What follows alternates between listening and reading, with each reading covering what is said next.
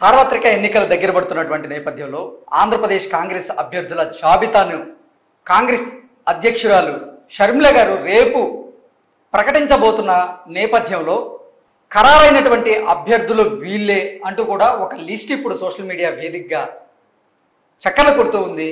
ఆ లిస్ట్ ఏంటనేది ఒకసారి మనం చూసేటువంటి ప్రయత్నం అయితే చేద్దాం. కడప నుంచి వైఎస్ షర్మిల గారు ఎంపీ అభ్యర్థిగా బరిలోకి దిగబోతున్నట్లుగా మనకైతే సమాచారం అంతా ఉంది. నెక్స్ట్ రాజమండ్రి నుంచి ఎంపీ అభ్యర్థిగా గిడుగు రుద్రరాజు గారు బరిలో దిగబోతున్నట్లుగా మనకు తెలుస్తూ ఉంది. నెక్స్ట్ బాపట్ల నుంచి ఎంపీ అభ్యర్థిగా జేడి శీలం గారు, కాకినాడ నుంచి ఎంపీ అభ్యర్థిగా పల్లం రాజు గారు, అనకాపల్లి నుంచి ఎంపీ అభ్యర్థిగా వేగి వెంకటేష్ గారు, విశాఖ నుంచి ఎంపీ అభ్యర్థిగా సత్యారెడ్డి గారు, ఏలూరు నుంచి ఎంపీ అభ్యర్థిగా లావణ్య గారు, రాజంపేట నుంచి ఎంపీ అభ్యర్థిగా నజీర్ అహ్మద్ గారు, చిత్తూరు బరిలో ఎంపీ అభ్యర్థిగా చిట్టిబాబు గారు, హిందూపురం నుంచి షాహీన్ గారు ఎంపీ అభ్యర్థులుగా కాంగ్రెస్ పార్టీ నుంచి బరిలోకి దిగబోతున్నారు అంటూ కూడా ఒక లిస్ట్ ఇప్పుడు సోషల్ మీడియా వేదికగా చక్కర్లు కొడుతూ ఉంది. ఈ లిస్ట్ ఇప్పుడు జగన్మోహన్ రెడ్డికి భారీ షాక్ ఇచ్చేలాగా ఉంది.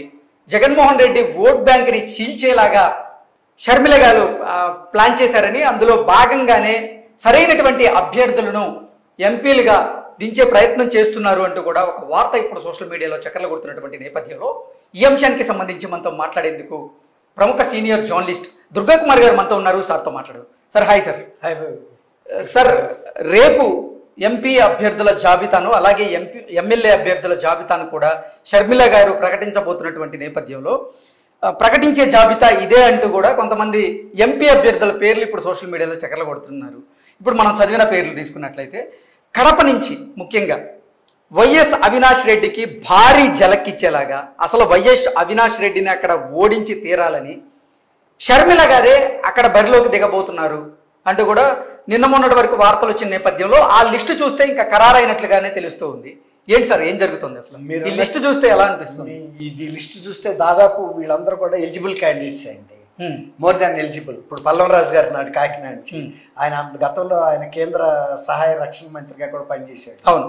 శీలం ఉన్నారు బాపట్ల, జేడి శీలం గారు.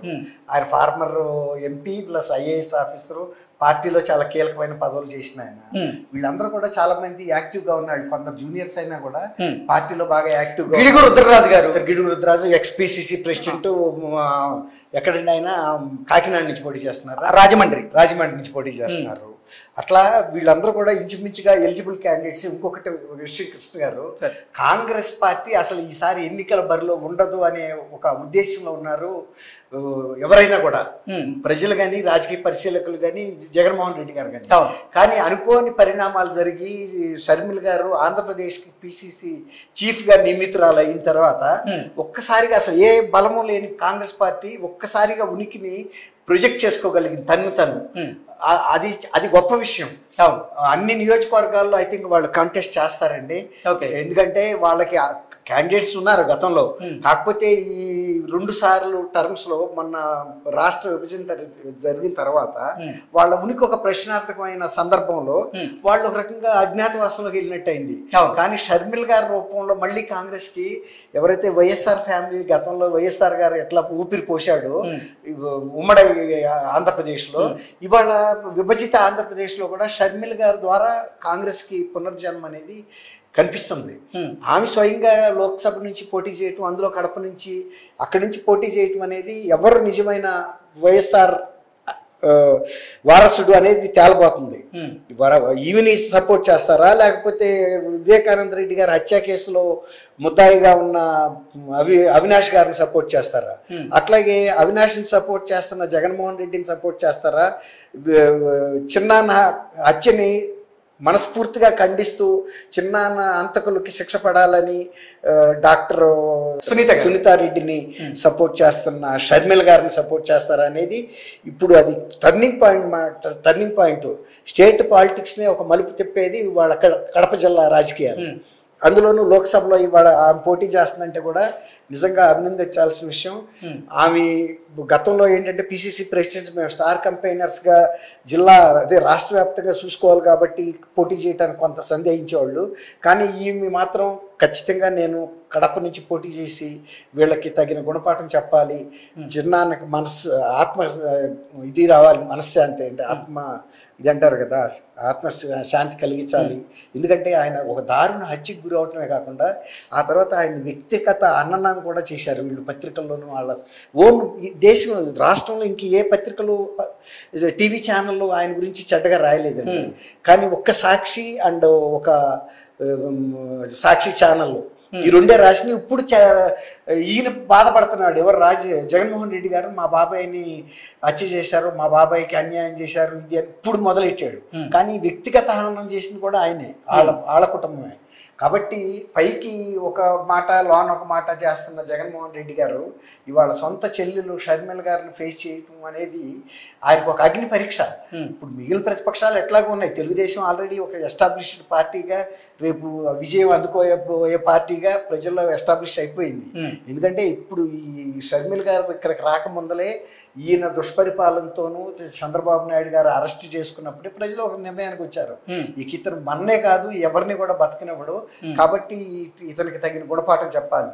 అయితే ఇదేంటంటే షర్మిల గారు కూడా ఇంకొక దెబ్బ, ఇప్పుడు వివేకానంద రెడ్డి గారి మీద ఎలాంటి దెబ్బలు పడినాయో, గొడ్డల దెబ్బలు, కత్తి దెబ్బలు, అట్లాగే షర్మిల గారు కూడా జగన్మోహన్ రెడ్డి మీద జరుగుతున్న ముప్పెటి దాడిలో తను కూడా ఒక దెబ్బ కొడటానికి రెడీ అయింది. అది ఇక్కడ మనం గమనించాల్సింది. సొంత కుటుంబం నుంచి కూడా ఆయనకి నష్టం జరగటానికి, తర్వాత ఆయన చేస్తున్న దుష్పరిపాలన ఛాలెంజ్ చేయటం అనేది సొంత కుటుంబంలోనే మొదలైంది. చారిటీ స్టార్ట్స్ ఎట్ హోమ్ అంటారు, అట్లాగే condemnation of the crimes starts from own home. ఈయన చేస్తున్న హత్య రాజకీయాలని, దుష్పరిపాలనని, ప్రజల మీద దాష్టికాలని ఖండించేవాళ్ళు ఇంట్లోనే ఉన్నారనేది ఆమె ప్రూవ్ చేయడానికి బయటకు వచ్చింది వాళ్ళ షర్మిల గారు. ఓకే సార్, ఆంధ్రప్రదేశ్లో కాంగ్రెస్ పార్టీ లిస్టు చూస్తే కూడా ఎంపీల లిస్టు జగన్మోహన్ రెడ్డికి షాక్ ఇచ్చేలాగా, అంటే జగన్మోహన్ రెడ్డి పార్టీలో ఉన్నటువంటి అంటే మూలాలు అంటే కాంగ్రెస్ పార్టీ నుంచి వెళ్ళినటువంటి మూలాలన్నింటినీ కూడా దెబ్బ కొట్టేలాగా ఈ లిస్టు ఉంది అంటూ కూడా కొంతమంది అభిప్రాయపడుతూ ఉన్నారు. ఈ లిస్టు మీద మీ అభిప్రాయం ఏంటి సార్? నిజంగా జగన్మోహన్ రెడ్డికి షాకేనా ఈ లిస్ట్ అంటే? ఇప్పుడు ఆయన అధికారంలో ఉన్నప్పుడే ఆయన మంత్రివర్గ సహచరులే పార్టీలు మారి యువతల తెలుగుదేశంలోకి వచ్చి చేరారు, మీరు గమనించిన కృష్ణ గారు. తర్వాత సీనియర్ ఎంపీ లాంటి మాగుంట శ్రీనివాస్ రెడ్డి గారు, వేమరెడ్డి ప్రభాకర్ రెడ్డి గారు, ఇలాంటి చాలామంది సీనియర్స్ జిల్లాలో ప్రముఖ పాత్రలు వహిస్తున్న పార్టీలో కూడా ఒక ప్రముఖమైన స్థానంలో ఉండి ఒక పార్టీకి ఒక వాల్యుబుల్ పీపుల్ అనుకున్న వాళ్ళు కూడా వాళ్ళు బయటకు వచ్చేసారు, శాసనసభ్యులు బయటకు వచ్చేసారు. ఇప్పుడు కూడా అధికార పార్టీలో ఉన్న వ్యక్తులు ప్రతిపక్షాల్లోకి చేరటం అనేది జరగదు. ఎప్పుడంటే ఆ ఓడ మునిగిపోతుంది టైటానిక్ అన్నప్పుడే వేరే బోట్లోకి మారతారు ఎవరైనా. కాబట్టి అది అక్కడికే ఒక ఇండికేషన్ వచ్చింది. ఇప్పుడు షర్మిల గారు రావటం అనేది నైతికంగా కూడా ఈయన్ని ప్రశ్నించే పరిస్థితి వచ్చింది. ఏ విధమైనటువంటి దుశ్చర్యలు చేశాడు, కుటుంబంలో ఎలాంటి పని చేశాడు, కుటుంబ సభ్యుల్ని ఎలా డిచ్ చేశాడు, మోసం చేశాడు, కుటుంబ సభ్యుల్ని ఎలా హత్య రాజకీయాలకు ఉపయోగించుకున్నాడు, దాని ద్వారా రాజకీయ లబ్ధి పొందటం అనేది ఎలా చేశాడు, తర్వాత ప్రజల మీద ఎలాంటి దాష్టికాలు చేశాడో కుటుంబం మీద కూడా అదే చేశాడు. ఈ వ్యక్తి అసలు పరిపాలనకి పనికిరాడు అని డాక్టర్ సునీతారెడ్డి ఇట్లాంటి హంతకుల్ని మీరు ఎన్నుకోవద్దు, ఇది నా ఒక్క దాని వేదన కాదు, మన అందరి వేదన అనుకో, మీ అందరి బిడ్డల్ని చంపినది కూడా నాకు తెలుసు, నా తండ్రిని చంపడం అనేది ఇంకా దారుణమైన విషయం. ఎట్లా అంటే మామూలుగా ఏదో ఒకసారి షూట్ చేస్తానో ఒకసారి నరకటం కాదు, ముక్కలుగా నరికి ఆయనతో ఆ టైంలో నరుకుతూ కూడా ఆయనతో ఒక లెటర్ రాయించారంటే ఎంత వెదకు గురే చనిపోయాడు అన్నదే పెద్ద క్వశ్చన్. తర్వాత పని వదిలేసాడా? ఈ 5 సంవత్సరాల్లో ఆయన ఎప్పుడు కూడా ఆయన గురించి సంతాపం కానీ ఏమి కూడా ప్రకటించిన వ్యక్తి మళ్ళీ ఇవాళ నా బాబాయిని చంపేశారు నాకు ఓటు వేయండి అని మళ్ళీ 5 ఏళ్ల తర్వాత రెండోసారి కూడా అదే శవం మీద రాజకీయం చేసి ప్రయోజనం పొందటం అనేది పొందడానికి ప్రయత్నిస్తున్నాడు కదా. ఆయన నెత్తి మీద ఏదైనా ఆయన చేసిన మంచి పనుల లిస్ట్ లేదు, తవ్వి తీసిన బాబాయ్ అస్థికలను పెట్టి తిరుగుతున్నాడు, చూడండి నమ్మండి మా బాబాయ్ అస్థికలు నా నెత్తి మీద ఉన్నాయని. నువ్వు చేసిన పని కానీ చేస్తానన్న పని కానీ ఏం లేదు. మళ్ళీ హత్య రాజకీయాలు ఇదే కథ. తర్వాత పవన్ కళ్యాణ్ గారికి ఎంతమంది భార్యలు ఉన్నారు, చంద్రబాబు నాయుడు ఎంత ముసలైనా లేకపోతే ఇది కార్యక్రమం అంతే తప్ప. తర్వాత షర్మిలేమో హంతకులతో కలిసిపోయింది మా బాబాయ్ హంతకులతో అని. ఎప్పుడు తప్పు ఇతరుల మీద కానీ తన మీద తను వేసుకోడు. ఈ 5 సంవత్సరాల్లో ఒక 30 ఏళ్ల పాటు రాష్ట్రం వెనక్కి వెళ్ళిపోయింది, దీనికి నువ్వేం సమాధానం చెబుతావు, నువ్వు ఎంతమందికి ఉపాధి కల్పించావు, పోలవరం జీవనాడిగా ఉన్న పోలవరాన్ని ఎంత ముందుకు తీసుకెళ్ళావు, తర్వాత 3 రాజధానులు అని పెట్టి ఉండ రాజధాని ఓడగొట్టావు, ఇవాళ ఏదైనా రాజధాని అనేది ఉందా లేదా నీ దృష్టిలో అది చెప్పటం లేదు. ఏ విధమైన డెవలప్మెంట్ ప్రజలకి ఒక ప్రగతి చూపించకుండా ఇవాళకి కూడా వచ్చి శవం తీసుకొచ్చి శవం కుళ్ళిపోయింది, అన్ని అయిపోయింది, అస్థికలు మిగిలినాయి. ఇప్పుడు మళ్ళీ ఆ అస్థికల్ని నెత్తి మీద పెట్టుకుని చూడండి నా నెత్తి మీద ఉన్న అస్థికలు మా బాబాయి అలా చంపారంటే నువ్వు 5 ఏళ్ళ నుంచి ఏం చేసావు, ఎందుకు కేసు పెట్టలేదు? స్కిల్ డెవలప్మెంట్ కేసు 4.5 ఏళ్ల తర్వాత పెట్టావు. నువ్వు వచ్చి రాగానే చంద్రబాబు నాయుడు గారి మీద వెంటనే హత్య కేసే పెట్టాలి కదా. ఆయనతో ఆయన కుమ్మక్క లేకపోతే ఆయన నీకు డబ్బులు ఇచ్చాడా, లేకపోతే నువ్వే ఆయన చంపమన్నావా? అంతే కదండి. లేకపోతే రాజకీయ ప్రయోజనం లేకపోతే నువ్వెందుకు పెట్టకుండా ఉంటావు కేసు? ఈ విధంగా మనుషుల్ని ఆయన ఏమనుకుంటున్నానంటే ఎన్నిసార్లు అయినా నేను ఆంధ్రప్రదేశ్ ప్రజల్ని నేను మోసం చేయగలను, నా మాట నమ్ముతారు, నేను అధికారంలోకి రాగలను, మళ్ళీ 5 ఏళ్ళ తర్వాత రైతు ఎవడో రాజు ఎవడో ఈ రకమైన మానసిక స్థితిలో ఉన్నాడు.